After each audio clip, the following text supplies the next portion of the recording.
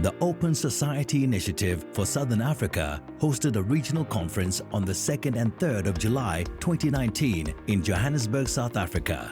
The two-day multi-stakeholder conference emanates from concern about Southern African countries' rising debt levels which threaten developmental aspirations. Despite numerous commitments to achieve and maintain sustainable levels of public debt, Southern African countries are not only reneging on these commitments, but are also showing reluctance to rapidly adjust and address rising debt levels. Southern Africa has been going through a very turbulent economic period, which has resulted in various citizens' protests in countries such as Malawi, Mozambique, Eswatini, Zambia and Zimbabwe. At the macroeconomic level, countries such as Angola and Zambia are going through a recession, an alarming development that will certainly have a negative impact regionally. Mozambique is going through a rather concerning debt crisis, while Angola and Zimbabwe have ongoing liquidity crises and severe foreign currency shortages. Debt is rising. For example, the foreign debt of approximately $170 to $210 billion for sub-Saharan Africa between 1995 and 2005 has since risen to over $407 billion, according to estimates from the Jubilee Debt Campaign. There is therefore an urgent need to address Southern Africa's debt conundrum. We have a huge responsibility and aspiration to attain the Sustainable Development Goals and Agenda 2063, which is the African Blueprint for Development. The reality is that states in the region continue to be blighted by debt, and actually almost half of states in sub-Saharan Africa are in debt distress. This is the reason why, as Open Society Initiative for Southern Africa, we felt it is important for us to have this seminar gathering and discussion over the next 2 days. But before I hand over to our Executive Director and our Africa Regional Director to make their opening remarks, I just want to emphasize that the question of debt is a question really about people. It's not an abstract notion. It's a question about the daily lives and lived experiences of our people in the region. It's about access to education. It's about access to health. It's about access to clean water. It's about socio-economic rights in all their configuration and permutations. There are several sets of questions I think this conference is meant to help us with, and I'll try and sort of tease out just some conceptual groupings so that we begin to disaggregate a bit all of the concern that we are seeing reflected in our various countries. They're related sets of questions, but they're also distinct. And I hope this conference will help us come to terms with each set of these questions. I think first we have a whole question, a whole set of questions around sources of development finance, sources of new money, sources of new debt. What we are told, of course, is that diversification is good. And in some of our more rabid kind of states, we're told diversification, especially from, the evil empirical West, is especially good. So we hear a lot of talk about looking east, China, what hasn't been said about China? There's a whole body of work already, academic, policy-wise, etc., on benefits, costs, etc.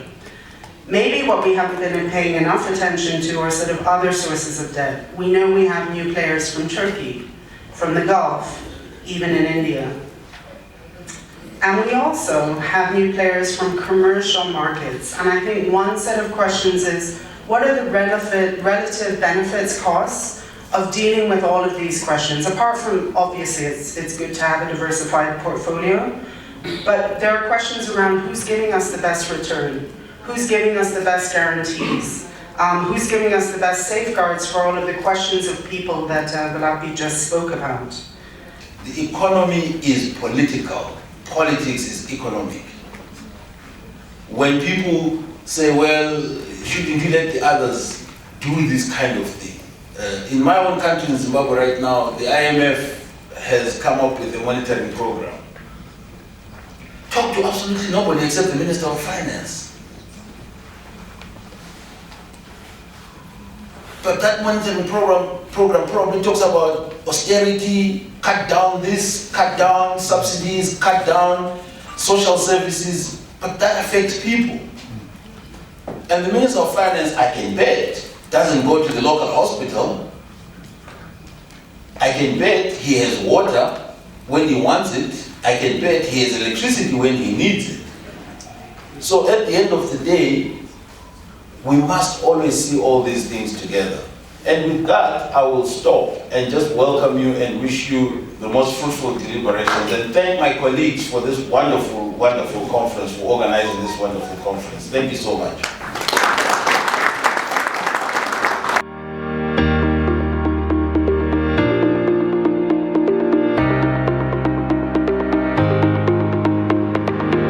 During the course of my mandate, and in particular over the last 2 years, I have paid particular attention to the human rights impact of austerity measures and economic reforms implemented as responses to economic and debt crisis.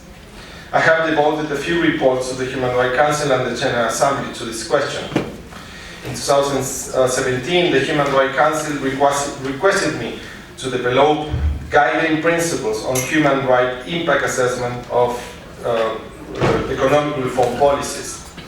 After 2 years of an extensive and participatory process with states and a wide range of stakeholders, including national human rights institutions, these guiding principles were finally presented to the Council in February this year. A few days later, the latest Human Rights Council resolution on the effects of foreign debt and human rights took note with appreciation of the guiding principles and encouraged all governments and international organizations to consider taking into account the guiding principles in the formulation and implementation of the economic reform policies. It also encourages national human rights institutions, non-governmental organizations, and the private sector to give due consideration to the guiding principles in their work. We talk about external debt, but let us also remember that the domestic context, the African regional context, is marked by a massive growth in domestic debt. Domestic debt particularly that is incurred by government, but also by corporations, and which has played itself out in a number of mini banking crises that we have seen in a number of countries on the continent, but which ultimately also suggests an interconnection that needs to be watched between external debt and domestic debt, and the kinds of adverse consequences that they can carry for the continent. One cannot forget also that the regional context is defined by continuing high levels of unemployment, of poverty and inequality that is known, I will not belabor it, and finally a massive hemorrhaging of illicit financial flows.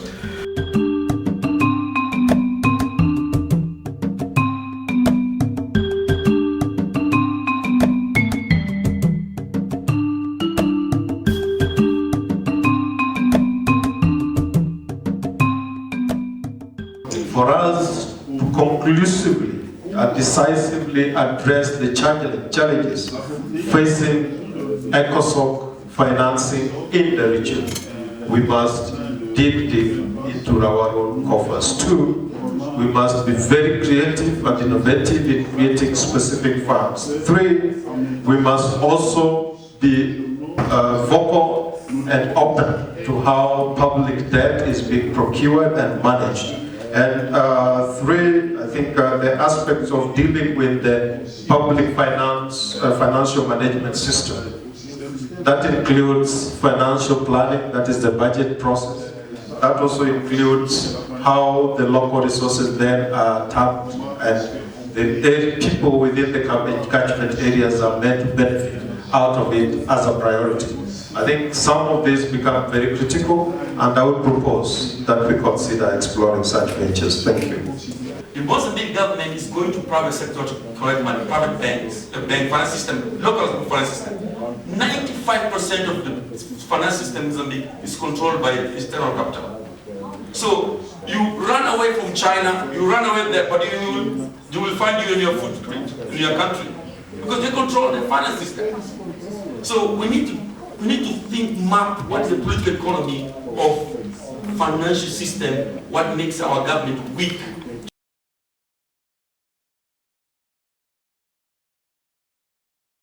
Zimbabwe is engaging at the international, is involved in international re-engagement processes. And when we look at the debt, the 39-year-old debt, everyone has a part to play, including also there's some component around apartheid debt. I've spoken about the Gukura wound, I've spoken about all these issues, and definitely Africa and the region has something to do. The government has been re-engaging with the international community without democratic consultations back home with the people of Zimbabwe for us to proffer solutions and what we believe is a democratic economic reform agenda that we should actually move with. So for Africa and the SADC region, I think it is to support the people of Zimbabwe in ensuring that as our government is re-engaging, they also hold them accountable in having democratic consultations at the local level with the citizens, because it has been 39 years and we all have something to say. We all have experienced this mess, the impacts of this mess in one way or the other, and we have something to say and we have something to do with the mess and the crisis that we are facing. And I believe that pressure should come from these regional blocs as well. But the people-to-people solidarity, I think, is something that I cannot overemphasize. We need the people-to-people solidarity, breaking these colonial boundaries that we are talking about. Because when we look at the structures of our debts, they have roots in undemocratic tendencies from the colonial governments, but from our own governments and what they inherited at independence and perpetuated up to today. So while we talk of a continental movement, please understand it is also systemic to make us fight in our little silos. I'm very Afrocentric, so I wanted my daughter to study in an African country, but obviously because I've walked away from every form of employment, last one which was an MP, I need a scholarship. So I thought, go to Zambia or Ghana, but let's see if they give scholarships. No, they don't. How come Germany gives scholarship for students from England, or England from Germany, or France from Poland, and vice versa? Why in Africa we don't give scholarships to encourage this cross education amongst each other?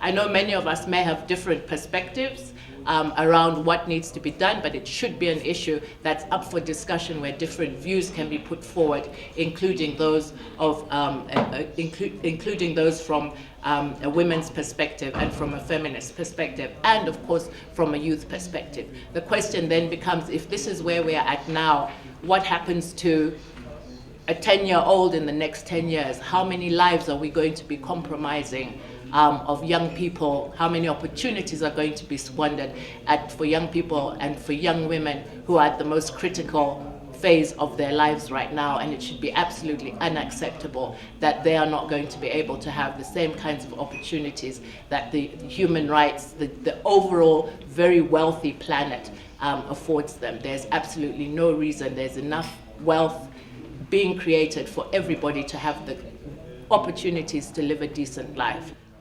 So my task has been to share some of the, some of the experiences in Eastern Africa, and I have to begin by saying, Nancy, that if I close my eyes and listen to the story, it would be the same. I don't think East Africa is in any way ahead. You heard the dissent from Kenyans in the room about those figures. It was quite alarming because really, there is a huge debt crisis. All right, thanks a lot. So, I'm a firm believer in how we position our stories and our narratives. Mainly, obviously, because of the work I do in communications and media, but also because a lot of the things that begin to appear or sort of begin to make sense in different sectors and spaces within our society, it essentially comes from how stories are put forth and how stories are received.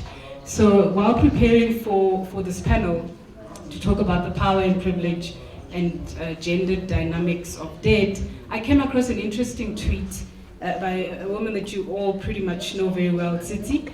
And she outlines quickly here, and I'll just quote her. She says, to understand racism, you need to understand power dynamics.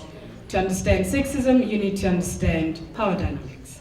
To understand poverty, you need to understand power dynamics. To understand power dynamics, you need to listen to and believe the stories of the powerless. So power, close quote, power within, in and of itself is a tool. And it's pretty unfortunate because, I mean, to date, when you look at just the element of power, it's a tool that's been used often to either oppress, well, literally to oppress those who are powerless and voiceless in most cases. And I've always said this whole bracket or hub of the powerless and the voiceless, it has a face, it has a demographic, and that's essentially mostly women and children, right? Who are left on the sideline.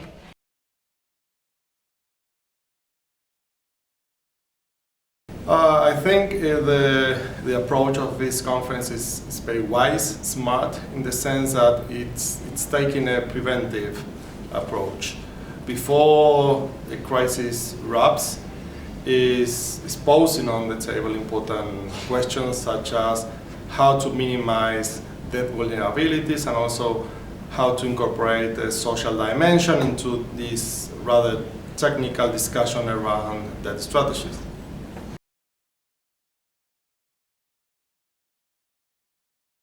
Yeah, so I think for me the issue is really tying to how states have been responding to the debt crisis, and in particular they've been using austerity measures. Yeah. And so the link there is that those austerity measures are when governments cut back on their expenditure in order for them to repay their debt. And the expenditures that are usually targeted are the health sector, the education sector, which for us are key socioeconomic sectors that provide basic needs for ordinary citizens. So for me, that's the nexus that's quite important that we need to look at. And I guess a reaction or a consequence of the austerity measures is you see citizens going into the streets protesting.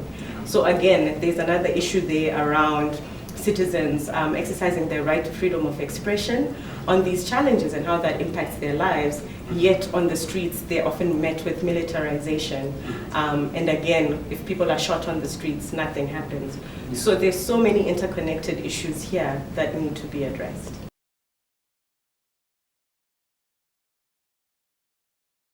I think women need to really be at the forefront of mobilizations around debt. It's above all an issue that concerns them most of all, because they're the ones who end up having to make up for the shortfall in resources. Some governments are spending up to 50% of their budgets in debt reimbursements and debt repayments. So as a result of that, there are many types of services that are not being provided by the state, or investments that are needed for things like the sustainable development goals, transport systems, sewage systems, water and sanitation, that need investment, and that new investment is not coming in. So women are having to shoulder the burden of that lack of resources, or that redirecting, diversion of resources away from social investments into debt servicing for people who already probably have the money and don't need it as much as poor women in Africa and in SADC need it.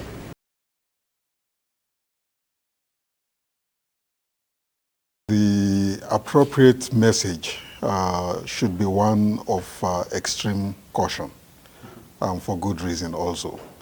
On the one hand, we have an external narrative that seems to suggest that what we are experiencing is part of a process of emergence, which is supposed to be a good thing in the context of an Africa that is rising.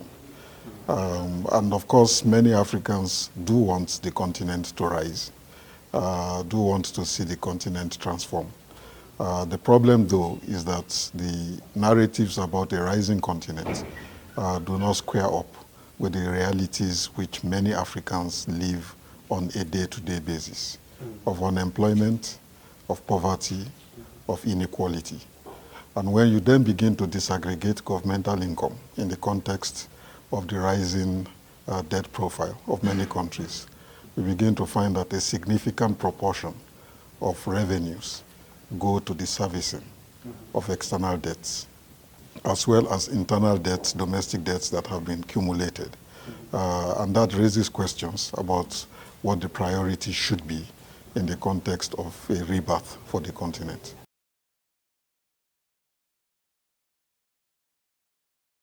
Well, the debt crisis means a lot to the labor movement because the labor movement benefits if the economy is doing well, the economy is growing, there are greater chances for workers to negotiate better working conditions, and also it provides employment opportunities for many more people. So essentially, when you've got a crisis, and you've got a debt crisis, it therefore implies you've lost your own sovereignty and independence, and you are now within the whims of the international financial institutions, which quite often impose conditionalities which mainly relate to austerity measures. And austerity means cutting back, it means the retrenchments, it means company closures, it means the chances of even for those that remain in work, getting better salaries is reduced. And for the labor market, also it spells disaster in the sense that there is a general shift away from permanent forms of employment towards casualization. So it doesn't augur well for workers when you've got a debt crisis.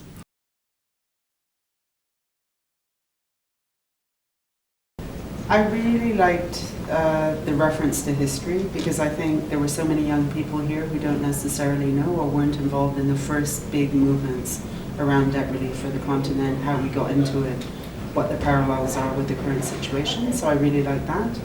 I like the diversity of the participants, policymakers, academics, grantees, and really interesting kinds of people who really do have the capacity, who feel the impacts of this and have the capacity to act on it.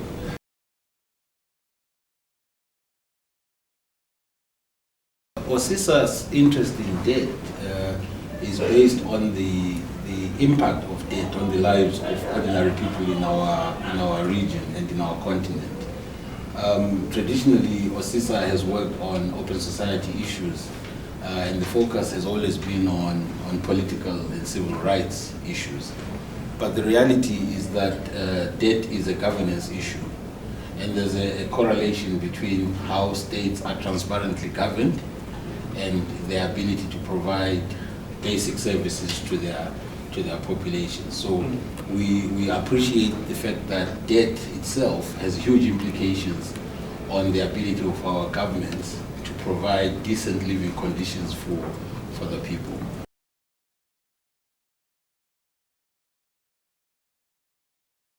There are at least two mechanisms. One is a human right impact assessment.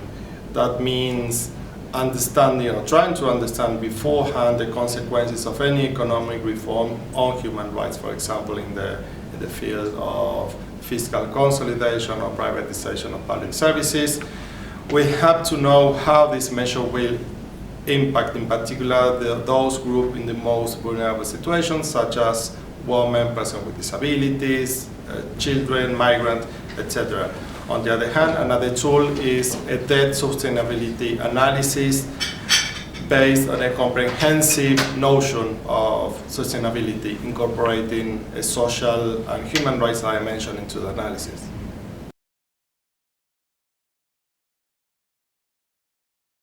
Well, we have to be humble and accept that we're not the first people to be engaging on the subject of debt. Africans have been dealing with the issue of debt for a long, long time.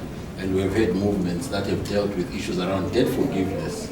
So for decades, we have been enjoying the benefits of HIPC, so the debt forgiveness. But what's actually happened is that people sort of like looked aside while governments started going on another borrowing spree. And we're beginning to realize that governments are using a huge portion of their budgets to pay back debt at the expense of providing maternal health services, at the expense of providing education services, at the expense of providing water, food, and energy. And that's a problem for us.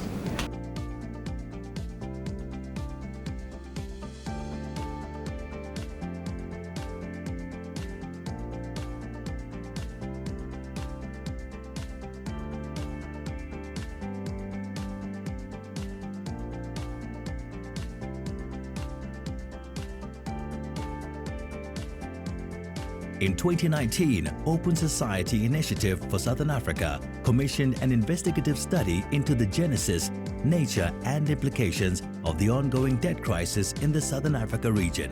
The project, led by journalist Brezhnev Malaba, through an extensive network of journalists, aimed to assess the risks, challenges and key players as they pertain to debt management.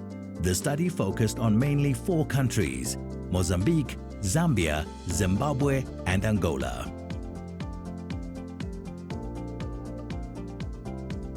Everyone should be reading this report.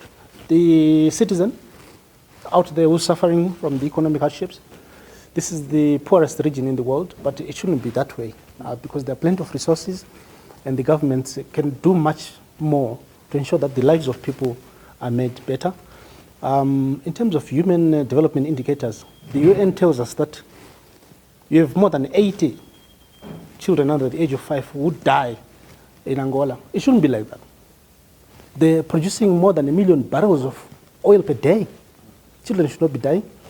In Zimbabwe right now, 1/3 of the children under 5 are malnourished. They're stunted because they just cannot get a proper meal every day. That is a problem. It should worry us. Zimbabwe is the 2nd largest platinum deposits in the world. Well, how are they failing to feed children? It's a big puzzle. So we try and uncover all these issues.